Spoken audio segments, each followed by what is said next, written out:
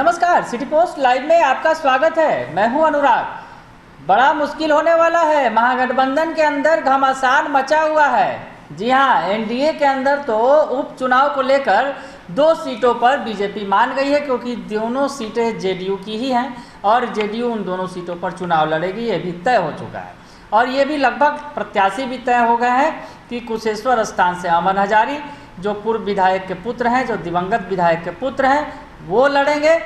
और इधर से सुनील सिंह, जो तारापुर की सीट है, जहां पर मेवालाल चौधरी की सीट थी, वो उस पर सुनील सिंह के लड़ने की पूरी संभावना है। लगभग प्रत्याशी तय कर दिए गए हैं।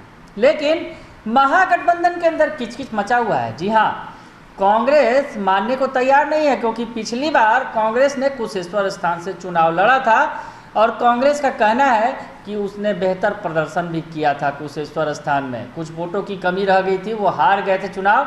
लेकिन इस बार जिस तरह से आरजेडी की तरफ से दावा किया जा रहा है, बार बार कहा जा रहा है कि वो दोनों सीटों पर लड़ेंगे।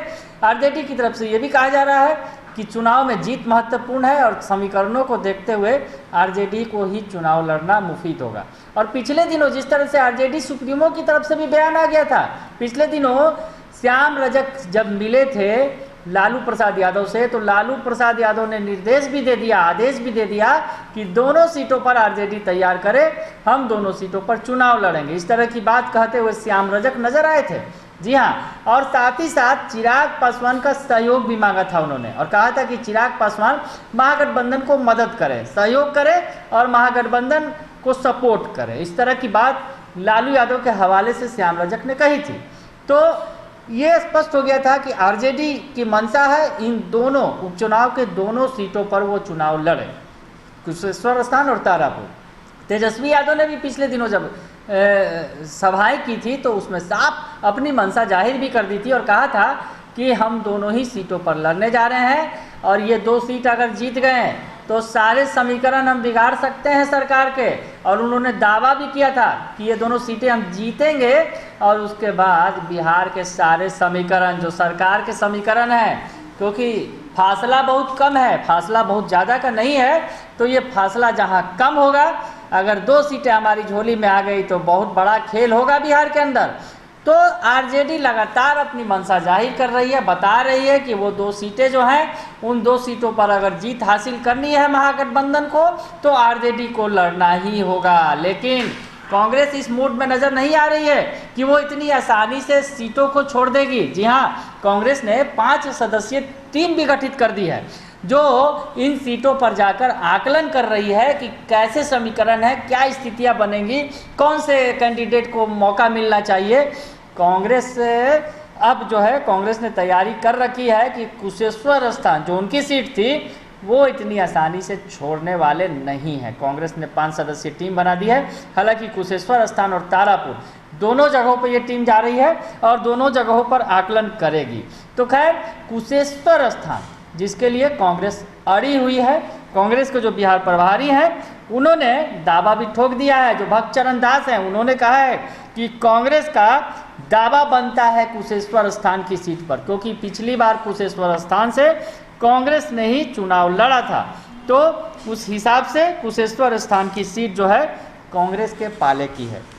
अब उस बयान का जो है, मदन मोहन झा ने भी उस बयान का समर्थन किया था और कहा था कि कांग्रेस का स्वाभाविक दावा है इस पर, और उसमें जो विधानसभा के उपचुनाव में कुशेश्वर स्थान की सीट जो है वो कांग्रेस को मिलनी चाहिए। लेकिन आरजेडी की ये मंशा नहीं दिखती है। पिछले के तमाम बयानों को अगर देखेंगे, पिछले तमाम बयानों को, तो आप समझ जाएंगे कि आरजेडी चाहती है दोनों सीटों पर लड़ना। आरजेडी को शायद विश्वास नहीं है कि कांग्रेस चुनाव जीत भी सकती है।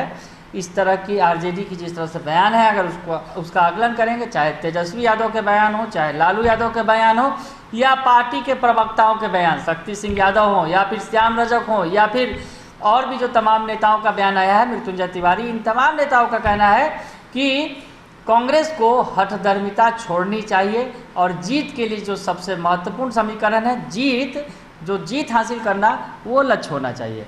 यानी कांग्रेस को नसीहत देते दिख रही है आरजेडी, यानी मंशा साफ है कि चुनाव उन्हें कुशेश्वर स्थान से भी लड़ना है, चाहती है आरजेडी। लेकिन कांग्रेस भी इतनी आसानी से मानने वाली नहीं है। कांग्रेस भी वॉकओवर नहीं देने वाली है आरजेडी को कि वो चुनाव लड़ सके। और जो दलीलें दी गई हैं, हालांकि भक्त चरण दास का कहना है कि पिछली बार हम बहुत कम मार्जिन से वो कांग्रेस सीट हारी थी। हालांकि अभी गठबंधन को लेकर बातचीत चल रही है। उन्होंने कहा कि जो टीमें बनाई गई हैं वो तारापुर और कुशेश्वर स्थान दोनों विधानसभा में जा रही है। उस टीम की रिपोर्ट के आधार पर ही हम आगे की रणनीति बनाएंगे। यानी कांग्रेस ने जो 5 सदस्यीय टीम बनाई है, जब उसकी रिपोर्ट कांग्रेस को मिलेगी और मामला आला कमान तक भी जाएगा। जी हाँ, आला कमान ही निर्णय लेंगे कि आखिर कांग्रेस आरजेडी के लिए कुशेश्वर स्थान की सीट छोड़ेगी कि नहीं। ये बड़ी बात है। तो कांग्रेस जो है ये दावा भी कर रही है, जो भक्त चरण दास हैं उन्होंने कहा है कि हमारी तैयारी है कुशेश्वर स्थान सीट पर। कांग्रेस के बिहार प्रभारी ने ये भी कहा है कि पिछली बार का निर्णय स्टैंड करता है, जिसमें एक आरजेडी की है और एक कांग्रेस की सीट है। लेकिन अभी वहाँ विनेबिलिटी किसकी कितनी है, कौन उम्मीदवार होने से जीत का चांस होगा, उस पर बातचीत हो रही है। यानी कांग्रेस अपने अंदर आकलन कर रही है और फिर महागठबंधन की बैठक भी होगी, तब उसमें फैसला किया जाएगा। लेकिन आरजेडी की मंशा भी सामने है। आरजेडी चाहती है दोनों सीटों पर लड़े, लेकिन कांग्रेस भी कुशेश्वर स्थान सीट छोड़ना नहीं चाहती है। तो महागठबंधन के अंदर अब क्या होगा इस चुनाव को लेकर, उस उपचुनाव को लेकर 2 सीटें हैं, दोनों महत्वपूर्ण हैं, क्योंकि तमाम समीकरण के बदलने का दावा कर रहे हैं तेजस्वी यादव। तो आगे देखिए होता है क्या, क्योंकि अभी महागठबंधन के अंदर तलवारें खिंची हुई हैं कांग्रेस और आरजेडी के बीच में। एक सीट का ही मसला है, क्योंकि एक सीट तो आरजेडी की स्वाभाविक तौर पर है और आरजेडी उस पर लड़ेगी, तारापुर की सीट। लेकिन जो दूसरी सीट है कुशेश्वर स्थान, उस पर मामला फंस सकता है।